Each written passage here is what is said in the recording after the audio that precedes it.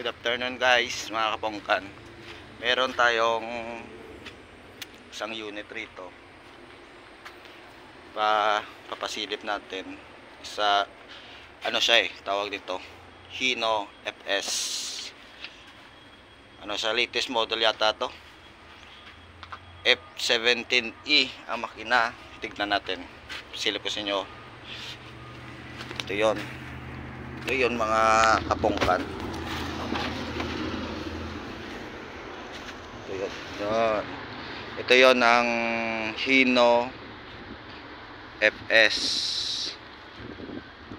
May tama lang ang bumper niya. Ang ganda ng ganda pa ng yan. Tignan natin ang interior. Buksan natin ang interior. Ito yon mga pagpasok mo, pagbukas mo ng pinto. Ito yung makikita mo agad ang upuan. Ito lang. Tapos ito ang loob. Is tinakbo niya 86,000.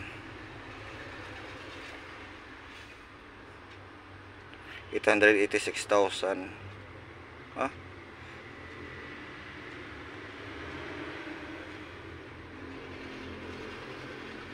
So ito yung tinakbo nyo. Ito yung ganda pa ng ng dashboard. Ayan. Tapos ito ang backseat. Medyo lang ito, maliit ang backseat ng Hino kaysa sa mga Isuzu at Puso. Ito lang ang diferensya nyo. Ayan. Lahat magana.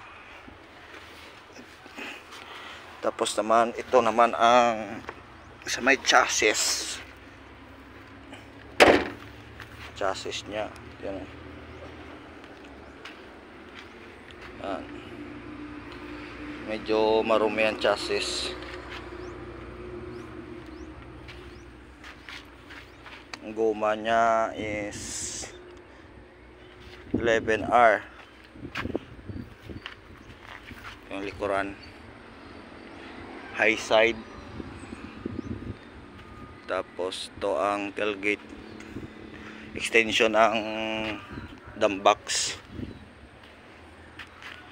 Tapos naka-single. pinalitan natin tong goma. Kasi ang goma sa harapan is flat. Ni-rotate na pinalitan natin. Tapos ito ang ito yung tambutso nyo. Ganda pa ng niya. Medyo may tagas-tagas lang ang ang boom mo, ang ang hose, hydraulic hose niya. Ewan ko ba to kung naka butterfly yata to, no, di ba? Butterfly yata yan.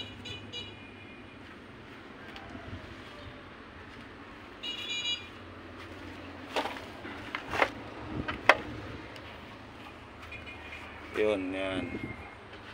Ito yung makina nyo. So, ito lang masabi ko. Alright. Okay pa tayo dyan. Okay.